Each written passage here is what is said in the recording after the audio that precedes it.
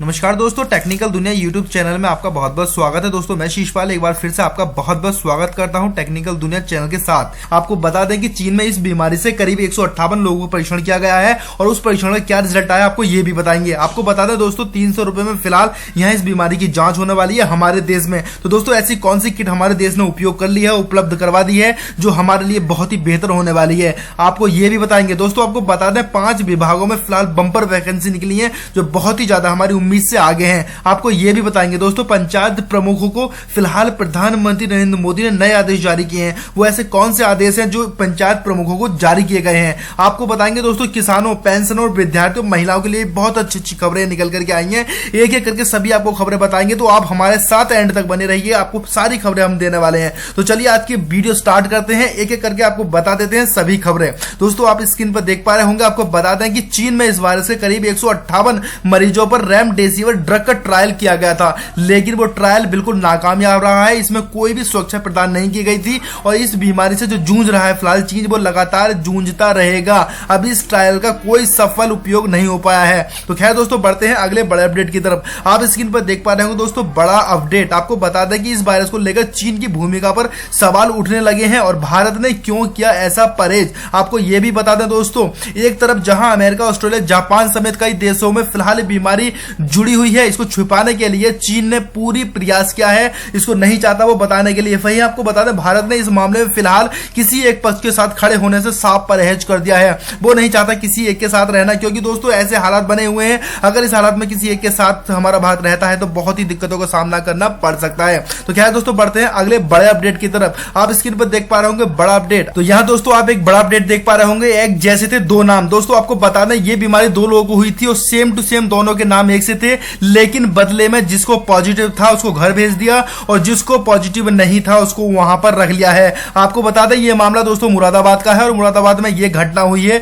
जो बेहद ही शर्मनाक देखी जाती है। ये कहीं ना कहीं विभाग की भी कुछ कमियां रही हैं जो ये चीज सामने आई है। चलिए दोस्तों बढ़ते हैं अगले बड़े अपडेट की तरफ। तो दोस्तों आप स्क्रीन पर देख पा रहे होंगे बड़ा अपडेट। आपको बता दें इन विभागों में निकली है बंपर वैकेंसियां, सभी के लिए शानदार मौका है। दोस्तों आपको बता दें अभी फिलहाल में वैकेंसी निकली है, क्योंकि बहुत टाइम बाद ये वैकेंसी निकली है। सरकारी नौकरियां हैं 2020 की। आपको बता दें security exchange board of India यानी सेबी, पीबीसी और यूपीपीएससी में कई पदों पर वैकेंसी निकली है। इन सभी भर्तियों के लिए आवेदन प्रक्रिया ऑनलाइन चल रही है। सभी भर्तियों के लिए योग्यता अलग अलग है, ऐसे में इच्छुक लोग अपनी योग्यता के अनुसार आवेदन कर सकते हैं। सेबी में आवेदन की आखिरी तारीख को भी आगे बढ़ाया गया है। अगर आप इन भर्तियों के लिए आवेदन करना चाहते हैं तो नीचे दिए गई जानकारी को ध्यान से पढ़ लें। दोस्तों ये आपको मैं बता दूं, यहाँ जानकारी कुछ दे रखी है, आप वीडियो को रोक करके ध्यान से पढ़ सकते हैं, पूरी जानकारी आपको यहाँ दी गई है। तो खैर दोस्तों बढ़ते हैं अगले बड़े अपडेट की तरफ। आपको बता देते हैं अगला बड़ा अपडेट क्या है, स्क्रीन पर आप देख पा रहे होंगे। रमजान नजदीक आते ही अखिलेश को सताने लगी आजम खां की याद।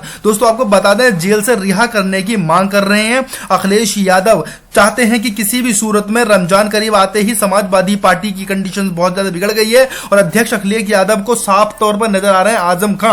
वो चाहते हैं आजम खां को छोड़ दिया जाए, फिलहाल कुछ दिन के लिए रिहा कर दिया जाए, लेकिन ऐसा मुमकिन नहीं लगता है। अभी आने वाले दौर में क्या होता है यही देखना है। तो खैर बढ़ते हैं दोस्तों अगले बड़े अपडेट की तरफ। आप स्क्रीन पर देख पा रहे होंगे बड़ा अपडेट। आपको बता दें रामपुर में करीब 16 लोगों में नहीं मिले ये लक्षण। आपको बता दें फिलहाल कंडीशन थी बहुत ज्यादा खराब रामपुर की, लेकिन रामपुर में 16 लोगों पर फिलहाल किया गया एक बार फिर राहत की खबर आई है। टांडा क्षेत्र में करीब 16 लोगों में ये लक्षण पाए गए थे, लेकिन जांच के बाद स्वास्थ्य विभाग ने राहत की सांस ली है और साफ कहा है कि फिलहाल इनके अंदर कोई भी वायरस नहीं है। खौफ के बीच टांडा में 2 दिन पहले कुछ संदिग्धों का सैंपल लिया गया था, अब इनकी रिपोर्ट स्वास्थ्य विभाग को मिली है। स्वास्थ्य विभाग को 16 लोगों की रिपोर्ट मिली है, ये सभी रिपोर्टें नेगेटिव आई हैं। चलिए अच्छी खबर है दोस्तों, फिलहाल नेगेटिव आती रहे।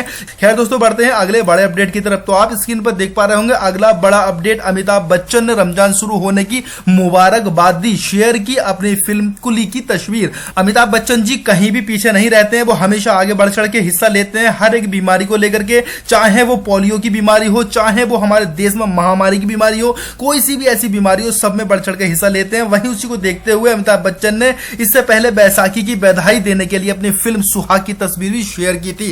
खैर दोस्तों बढ़ते हैं अगले बड़े अपडेट की तरफ। आप स्क्रीन पर देख पा रहे होंगे पंचायत प्रमुखों से प्रधानमंत्री नरेंद्र नरेंद्र मोदी ने काम का तरीका बदला, हमें आत्मनिर्भर बनना होगा। साफ उन्होंने कहा इस बीमारी ने यह तरीका बदल दिया है, नए नए रूप बीमारी के देखने के लिए मिल रहे हैं और जो दवाई हम लगा रहे हैं वो दवाई भी यहां फिलहाल काम नहीं कर रही है। इसलिए राष्ट्रीय पंचायत दिवस के मौके पर प्रधानमंत्री नरेंद्र मोदी ने शुक्रवार को वीडियो कॉन्फ्रेंस के जरिए देश भर के सरपंचों से बात की है और जो उन्होंने बात की है वो सभी इसी बारे में बातचीत की है ताकि वो सरपंचों को समझा सकें और ये बताने की कोशिश कर सकें कि उन्हें आगे कैसे लड़ना होगा गांव के सभी लोगों को। तो खैर दोस्तों बढ़ते हैं अगले बड़े अपडेट की तरफ। आप दोस्तों स्क्रीन पर देख पा रहे होंगे बड़ा अपडेट, आपको बता दें दुनिया इस बीमारी से व्यस्त है, दक्षिण चीन सागर में अपने मंसूबों को अंजाम देने में जुटा है चीन। दोस्तों आपको बता दें इस बीमारी से एक तरफ जूझ रहा है पूरा देश, तो उधर चीन की लगातार ये गंदी हरकतें बढ़ती चली जा रही हैं। अमेरिका का एक युद्धपोत महीने में दूसरी बार आज ताइवान के शंकरे जलमार्ग से रूटीन ग्रस्त निकला है। अमेरिकी सेना ने शुक्रवार को यह जानकारी दी है। दोस्तों आपको बता दें अमेरिका पूरा नजर रख रहा है चीन पर और उसकी गंदी हरकतों पर नजर बनाए हुए है।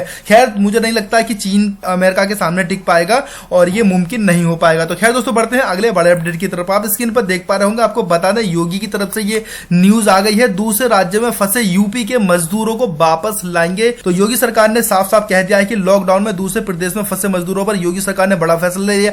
सरकार ने तय किया है कि दूसरे राज्यों में क्वारंटाइन की अवधि को पूरे हो चुके अपने श्रमिकों को वापस लाया जाएगा। बताया जा रहा है कि इन्हें वापस लाने के लिए कई सारे जतन किए जा रहे हैं और हर प्रकार से पूरी प्रयास किया जा रहा है कि हम अपने मजदूरों को वापस ला सकें। तो योगी का यह अच्छा कदम है और ऐसा होना चाहिए। बढ़ते हैं अगले अपडेट की तरफ। तो दोस्तों आप स्क्रीन पर बड़ा अपडेट देख पा रहे होंगे, प्रधानमंत्री नरेंद्र मोदी ने सरपंचों से बातचीत की है, जाने 10 बातों में। दोस्तों यहां कुछ इसी न्यूज को दूसरे तरीके से रखा है और 10 प्रकार से बताने का प्रयास किया है कि उन्होंने सरपंचों को वही जो मैंने अभी आपको बताया बार बार समझाया है कैसे गांव में रखना है, किस प्रकार से आपको इस ऐप को लोगों को बताना है, जैसा कि कई सारी चीजें ऐसी बताई हैं। तो खैर दोस्तों बढ़ते हैं अगले बड़े अपडेट की तरफ। तो आप स्क्रीन पर देख पा रहे होंगे बिहार में कहां हुई गलती, क्यों धड़ल्ले से बढ़ रहे हैं इस बीमारी के पेशेंट, जाने पूरी सच्चाई। दोस्तों कुछ प्रकार से यहां हाईलाइट्स कर रखा, आपको बता दें बिहार में 4 दिन में इस बीमारी के मरीज तेजी से बढ़े हैं। राज्य में 4 दिन में करीब 81 पॉजिटिव मामले मिले हैं, जबकि 19 अप्रैल तक 30 दिन में 96 पॉजिटिव मामले मिले थे।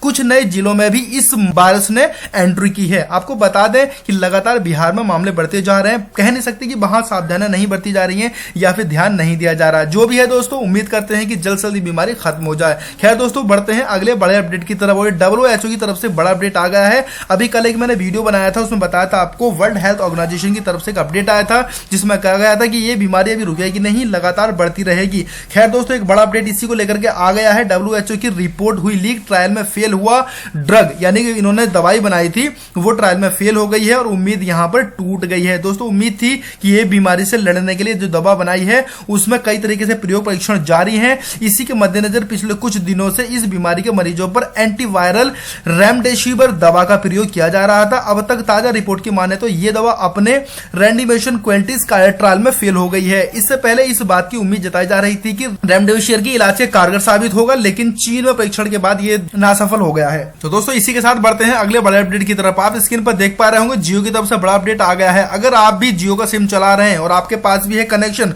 तो आपके लिए अच्छी खबर यह है कि 185 रुपए में अनलिमिटेड कॉल और डाटा मिलता है। आपको बता दें अपने ग्राहकों के लिए लगातार नए प्लान पेश कर रही है जियो कंपनी। आपको पता ही होगा इसके बारे में, ये नए नए प्लान आपके लिए लाती रहती है। आपको बता दें कि एक बड़ा यूजर बेस तैयार किया है, चाहे जियो का सिम इस्तेमाल करने वाले ग्राहकों की बात हो या फिर जियो फोन इस्तेमाल करने वालों की बात, तो नए नए प्लान इसके आते रहते हैं। एक प्लान ये 185 रुपए का आ गया है, इसमें 2 GB डाटा आपको मिलेगा। 2 GB डाटा खत्म हो जाने के बाद आपको 64 GB पर KB डेली पर यूज करने के लिए मिल जाता है। खैर दोस्तों ये भी एक अच्छा प्लान है, आप चाहे तो इसको अभी एक्टिवेट करवा सकते हैं अगर आपका प्लान खत्म हो गया है तो।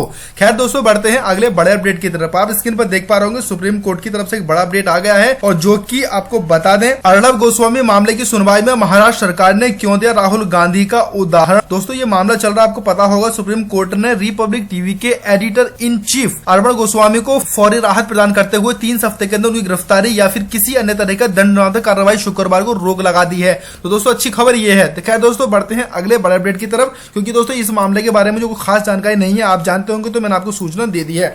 खैर दोस्तों अगला अपडेट आप स्क्रीन पर देख पा रहे होंगे। मैं आपको बता दूं कि पुलिस से भिड़ी कार सवार लड़कियां बैरिकेडिंग से झल्लाई थी। ये था पूरा माजरा। आपको बता दें बैरिकेडिंग को लेकर के लड़कियां झल्ला गई थी। लखनऊ पुलिस लॉकडाउन का पालन कराने के लिए हर संभव प्रयास कर रही है, लोगों को मुश्किल ना हो इसके लिए जरूरी सामान को भी होम डिलीवर किया जा रहा है। इन सबके बावजूद ऐसी घटनाएं भी सामने आ रही हैं जिससे शिक्षित व समझदार माने जाने वाले लोग प्रशासन की मदद नहीं करते बल्कि गलत तरीके से रोके जाने पर पुलिस कर्मियों से बदसलूकी करते हैं। वही इन लड़कियों का हालात था। खैर दोस्तों, बढ़ते हैं अगले बड़े अपडेट की तरफ। आप स्क्रीन पर देख पा रहे होंगे बड़ा अपडेट राहुल गांधी की तरफ से कहा गया है, बुलेट ट्रेन प्रोजेक्ट रोकने की बजाय डीए पर कैंची चलाना अमानवीय कदम।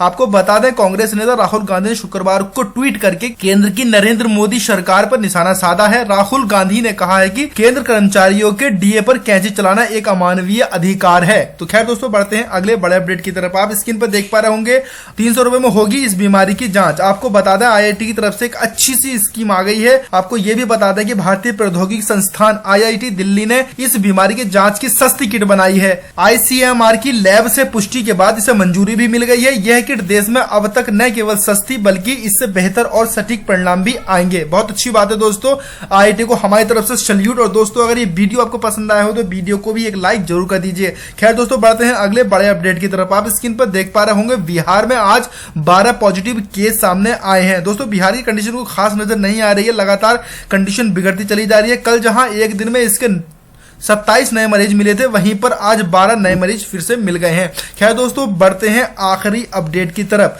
जो कि आप स्क्रीन पर देख पा रहे होंगे। सोनिया गांधी पर टिप्पणी को लेकर पत्रकार अर्णब गोस्वामी पर कई राज्यों में दर्ज कराई गई एफआईआर। आरोप लगाया गया है कि पत्रकार अर्णब गोस्वामी ने महाराष्ट्र के पालघर में संतों की हत्या के अपराध को कांग्रेस और वामपंथी विचारधारा वाले दलों का षड्यंत्र बताकर समुदाय में धार्मिक और राजनीतिक सौहार्द बिगाड़ने में लोगों को भड़काने का प्रयास किया है। तो इसीलिए दोस्तों, इनके ऊपर एफआईआर दर्ज की गई है, जो कि अच्छी बात है। खैर दोस्तों, ऐसा नहीं करना चाहिए और किसी को भड़काना नहीं चाहिए। तो दोस्तों, आज का वीडियो आपको कैसा लगा आप मुझे कमेंट बॉक्स में जरूर बताएं। वीडियो पसंद आया तो वीडियो को लाइक, शेयर और सब्सक्राइब करना बिल्कुल मत भूलिएगा। फिर आपसे मुलाकात करेंगे, तब तक के लिए अपना ध्यान रखिए, घर में रहिए, सुरक्षित रहिए।